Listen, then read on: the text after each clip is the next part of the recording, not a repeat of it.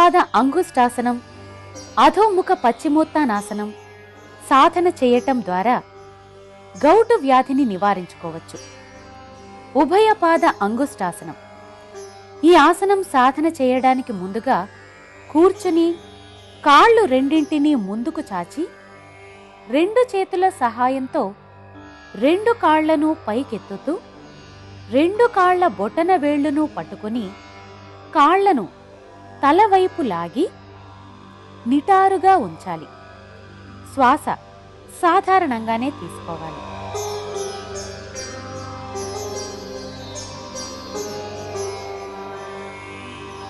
ఇలా ఈ ఆసనం రోజు 5 నుండి 8 సార్లు సాధన చేయవచ్చు.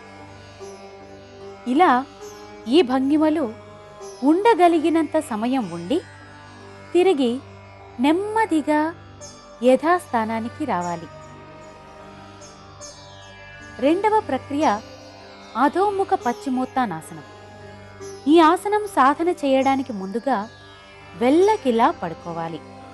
తరువాత కాళ్ళు రెండింటినీ పైకెత్తుతూ 2 చేతుల సహాయంతో 2 కాళ్ల మడమల వద్ద పట్టుకొని తలవైపుగా నొక్కుతూ ముఖానికి 2 కాళ్లను ఆంచాలి.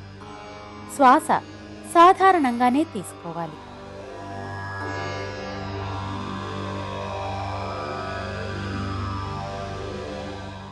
ఇలా ఈ ఆసనం రోజు 4 నుండి 6 సార్లు సాధన చేయవచ్చు.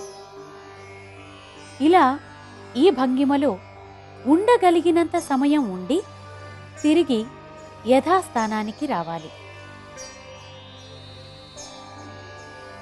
ఈ విధంగా ఉభయపాద అంగుష్టాసనం, అధోముఖ పశ్చిమోత్తానాసనం సాధన చేయటం ద్వారా మణిపుర చక్రం, మూలాధారం ఉత్తేజితమై శరీరంలోని వాత పిత్త శ్లేష్మ ప్రకృతులు సమతుల్యమై ఊపిరితిత్తులు, కాలేయం ఆరోగ్యవంతమై వాతరక్తం నశించి శుద్ధ రక్తం వృద్ధి చెందుతుంది.